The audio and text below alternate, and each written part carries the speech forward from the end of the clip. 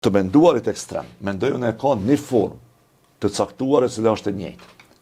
E ajo pastaj mund të përdoret për ideologji politike, fetare, ku ta diun e tjera. Po është mënyrët menduarit ekstrem. Ja është bardh, ja është zi. Për shembull që ky mendim binar. Ja keq, ja mirë. Shoqërit moderne të qyshtu, liberale, të zhvilluara, kanë lëviz për këtyre dy ngjyrave ekstreme. Kanë lëviz në një gamë të gjerë të ngjyrave, spjegimeve të ndryshme. Nuk është veç mirë e keq, është edhe pak më mirë, pak më keq. Çto punë po më mirë, çto jena mirë. Tash kur flasim na për 25 vjeçarin në Kosovë. Cilat janë dy ide që i keni mas mirë, mas shumti në Republikën e Kosovës? Ka qenë shumë mirë dhe shumë keq. Shumë keq. Kjo pjesa tjetër që kryesisht shkatërru Kosova. Kryesisht identifikohet me vendosje. A nuk është që ky mendim ekstrem?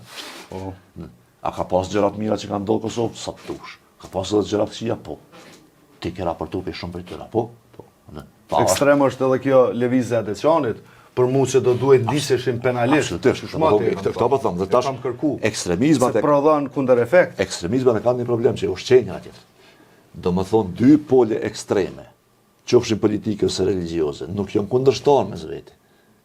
Këto janë dy anë të së njëjtës medalje. Unë mendoj që kundërshtimi nuk duhet vinë nga një pozicion ekstrem, që mund të jetë islamofobia, për shembull, me po flasim për fenë islame. Pozicionimi duhet vi pikërisht nga mesit tolerant liberal. Ndërhyrja e parë që shoh këtu është përpjekja për ndryshim kulturor në Kosovë. Dhe pse për ndryshim kulturor? Unë marr shembull Mitrovicën. E një Mitrovicën si qytet edhe për shkak të lidhjeve familjare që kam me atje.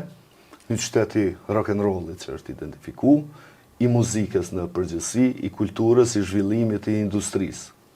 Në periudhën e pas luftës që përmendim ne shumë, aty u bë, si me thonë, ajo baza, një prej bazave kryesore të islamit politik, cili gradualisht është shtri.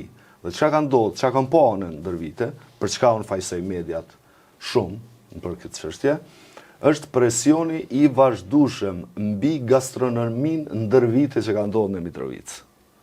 Dhe kur kanë filluar mediat me raportu se në shumë lokale në Mitrovicë në Ramazan nuk shërbehet alkool, pastaj kjo ka shku të ushtri si presion mbi ata që shërbejnë alkool, ndërkohë kanë filluar të mbyllin kafeteritë dhe restoranet gjatë Ramazanit deri në iftar.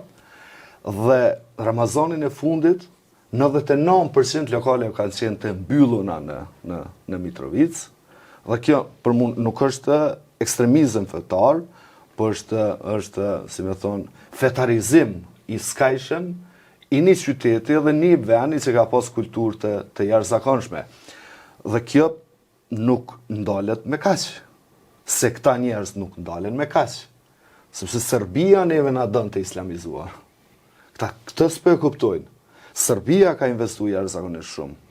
Neve na kujtohet ky myftiva që i thonë i Maqedonisë që ka qenë për shumë vjet, doli që ka qenë spioni i UDBA-s.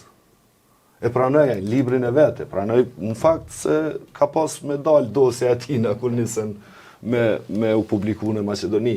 Dhe nëse një spion i UDBA-s e ka udhëheq komunitetin islam në Maqedoni, so spion të UDBA-s ne i kemi në Bashkësinë Islame të Kosovës dhe në udhëheqjen e këtij komuniteti fetar në Kosovë.